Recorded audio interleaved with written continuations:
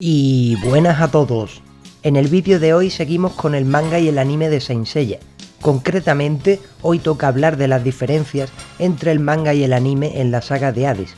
Ya sé que debería seguir por orden con la saga de Poseidón, pero aunque no es larga, tiene demasiados cambios entre el anime y el manga, por lo que me está costando más tiempo preparar el guión del vídeo. Dicho esto, comencemos. En cuanto a la saga de Hades, hay que decir que el arco del infierno solo difiere del manga al anime en un par de detalles, y en el caso de los campos elíseos todo es absolutamente idéntico en el manga y en el anime, por lo tanto nos centraremos en el arco del santuario. Para empezar, en el manga, los Caballeros de Oro son los grandes protagonistas, algo que a mí, como fanboy de los Dorados, tengo que decir que me encantó. En cuanto a los Caballeros de Bronce, estos tienen un papel mucho más secundario, aunque Shiryu en este arco trabaja más que el chapista de Mazinger Z, pero en el anime los de Toei parece que se toman al pie de la letra eso de que la serie se titule Saint Seiya, porque nos meten al Pegaso hasta en la sopa, tanto que el arco del santuario de la saga de Hades fue modificado en el anime para, entre otras cosas, darle más protagonismo a Seiya y compañía, por ejemplo, alterando algunos combates o metiendo a los Caballeros de Plata resucitados, pero de eso hablaremos luego. Como dijo Jack el Destripador, vamos por partes. El comienzo del arco del santuario en la saga de Hades es prácticamente idéntico tanto en el manga como en el anime. Lo único es que al principio se nos muestra a Ichi de Hidra y Nachi de Lobo patrullando los alrededores del santuario y supervisando a los soldados rasos. Además, como dato perturbador, en el anime, Doko sueña que Hades mata a Athena aunque no se muestra directamente, solo se ve la guadaña llena de sangre, pero en el manga se muestra claramente que Hades le corta la cabeza a Athena.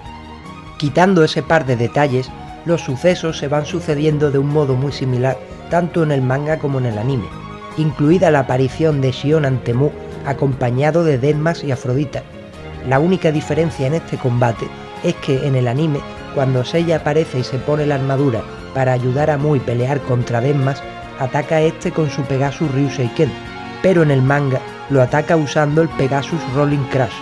Aparte, en el anime, Mu teletransporta a Seiya hasta el Coliseo del Santuario, donde ganó su armadura de Pegaso, pero en el manga lo manda hasta Star Hill, un lugar que está bastante más alejado. Ese es el motivo por el que no vuelve a aparecer hasta casi el final del arco, por tanto no tiene el papel tan destacado que tiene en el anime. También estaban por ahí los Caballeros de Plata resucitados, los cuales en la versión animada se dividieron en 3 grupos para ir a por Yoga, Shiryu y Shun, aunque esto fue inventado por Toei con el fin de tener una excusa para vender muñequitos de las Apuris de plata, pues en el manga los Silver Saints son resucitados por Hades pero no aparecen durante todo el arco, y por supuesto tampoco pelean contra los protas, aunque sí vemos a Shiryu en los 5 picos despidiéndose de Shunrei, a Shun marchándose de la mansión Kido y a Yoga recordando a Camus en Siberia, aunque Yoga y Shun llegarán al santuario prácticamente al final del arco. Ahora llegamos hasta la casa de Tauro, donde todo lo sucedido entre Aldebarán, Niobe y Mu se produce en el anime de manera idéntica al manga. Luego, los sucesos posteriores siguen sucediéndose en el anime igual que en el formato de papel, pero eso de que Shiryu llegue al santuario y discuta con Ikki es algo exclusivo del anime.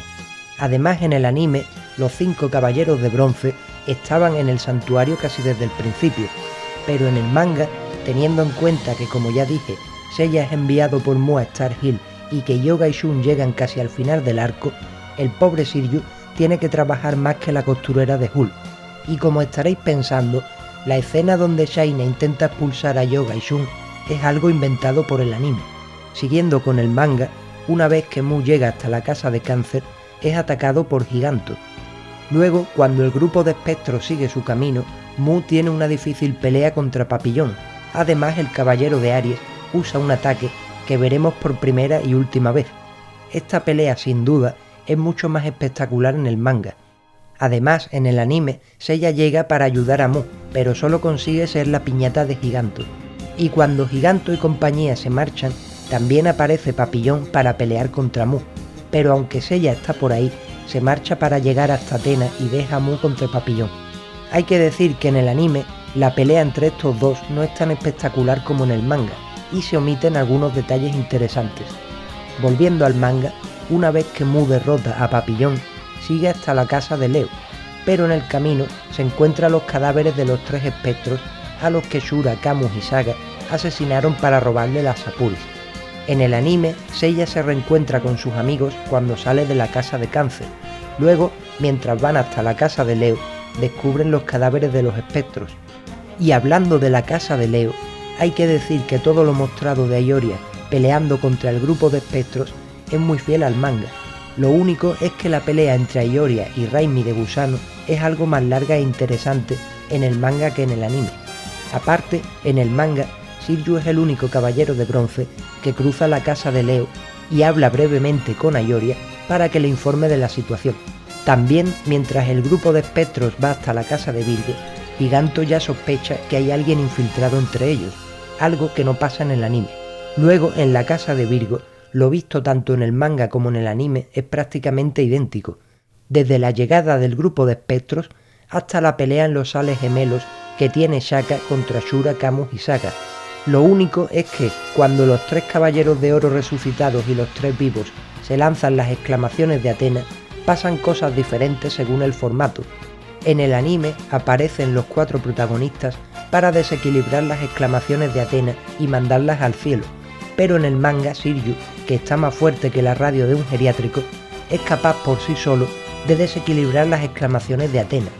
Luego de todo esto, cuando Shura, Saga y Camus son llevados ante Athena, esta le pide a Kanon que traiga la daga con la que Saga intentó matarla hace 13 años. En este punto de la historia del manga sería cuando Yoga, Shun y Seiya llegan al santuario, aunque este último venía de Star Hill. También la muerte de Athena es un poco más larga en el anime que en el manga. Siguiendo con la historia, en el anime vimos cómo una vez que Milo, Mu y Ayoria llegan al castillo de Hades, son humillados por el cejón y lanzados al cocito con sus armaduras doradas parcialmente agrietadas. Pero en el manga esta pelea no ocurre, ya que este trío dorado estaba demasiado débil por culpa de la barrera de Hades y fueron directamente lanzados al infierno por Radamantis. Por tanto, cuando los caballeros de bronce llegan, los dorados ya habían sido enviados al infierno, aunque en el anime sí les da tiempo a encontrarse brevemente. Además, en la versión animada, lo de la barrera de Hades es explicado por Kanon en el arco del infierno, cosa que al enterarnos después hizo que Radamantis quedase como un vendehumo, ya que al no explicarse nada de la barrera de Hades en el anime, parecía que su poder era increíble, pero en el manga Radamantis sí menciona lo de la barrera de Hades mientras pelea contra Mu, Milo y Ayoria. Además, cuando Pandora se marcha hacia el infierno, se cruza brevemente con Shun, pero en el manga se supone que al menos una gran parte del ejército de Hades sí está en el castillo. Eso explica que Pandora en el manga no se marcha sola, sino que da la orden de retirada a todo su ejército. Como dato curioso, en el anime Zero muere gritando el nombre de Pandora, pero en el manga muere llamando al cejón. Además, la pelea de Zeros contra Yoga es algo más larga, y no muere en un segundo como en el anime. También en el anime se nos mostró a los 4 protagonistas peleando contra Radamantis, el cual parece muy superior a los 4, pero para sorpresa de nadie, se ve un momento donde Seiya consigue detener y golpear a Radamantis, llegando incluso a dañar la Surplice de Weaver y cayendo al infierno junto a él. Algo que tiene cierta justificación debido a que su armadura y la de sus compañeros habían sido bañadas con la sangre de Athena, por lo que parece ser que no se veían afectados por la barrera de Hades. Esto en el manga no es para nada así, ya que los caballeros de bronce no pelean contra Radamantis, sino contra los espectros que están a su servicio. Luego, cuando estos van a rematar a los protagonistas que están inconscientes, tienen que marcharse rápidamente, pues el castillo está a punto de derrumbarse. Pero cuando van a irse de allí, Seiya se abalanza y se agarra a Valentín de la Arpía para poder llegar al infierno con él. Una táctica un poco suicida, pero ya sabemos cómo es el burro alado. Después de esto, aparece Doko para explicarle a Yoga, Shiryu y Shun que deben despertar el 8º sentido si quieren llegar con vida al infierno. Esta aparición de Doko es la que pone fin a la parte del manga que englobaría el arco del santuario, pero en el anime, la escena donde Doko explica lo que es el 8º sentido se muestra al comienzo del arco del infierno. mientras que el arco del santuario termina con la despedida de Shion y Doko y la escena de este último partiendo junto a Kanon hacia el infierno, algo que me gusta mucho, pero hay que reconocer que es relleno puro. Eso sí, en el arco del infierno hay un par de cosas que difieren de un formato a otro. En el anime, cuando Orfeo se despide de Eurídice, parece que ésta desaparece y su alma por fin descansa en paz. Pero en el manga, aparte de que la despedida es mucho más corta, no hay discursito por parte de Orfeo, y todo es un poco más perturbador, ya que la vida de Eurídice no acaba cuando Orfeo se marcha, sino que está condenada a estar ahí medio petrificada por toda la eternidad. Además se ve como Kanon llega hasta donde está Eurídice, y ella le cuenta que Orfeo, Seiya y Shun fueron hasta donde está Hades.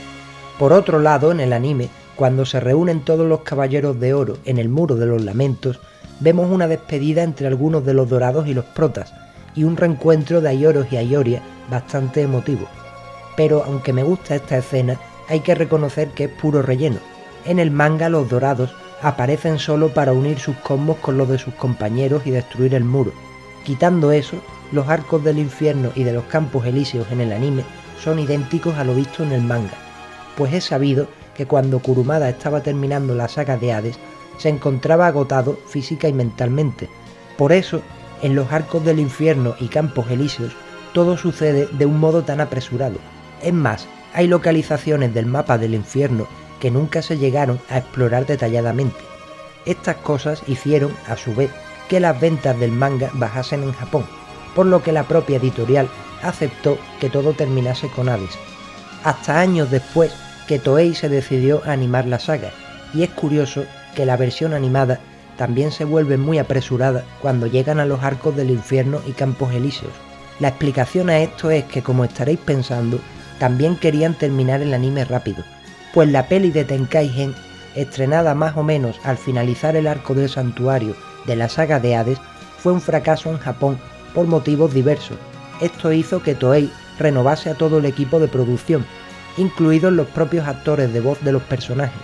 Por eso, a partir del arco del infierno, las voces de los protagonistas cambian en la versión original, algo que, como comprenderéis, no gustó a la mayoría de fans, lo que a su vez también hizo que el anime perdiese mucha popularidad. Ante esto, Toei se limitó a terminar los arcos de infierno y campos elíseos lo antes posible, motivo por el cual no hay relleno.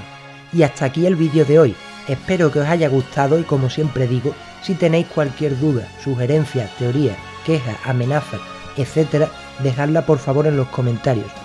Dicho esto, me despido. Muchas gracias y hasta otra.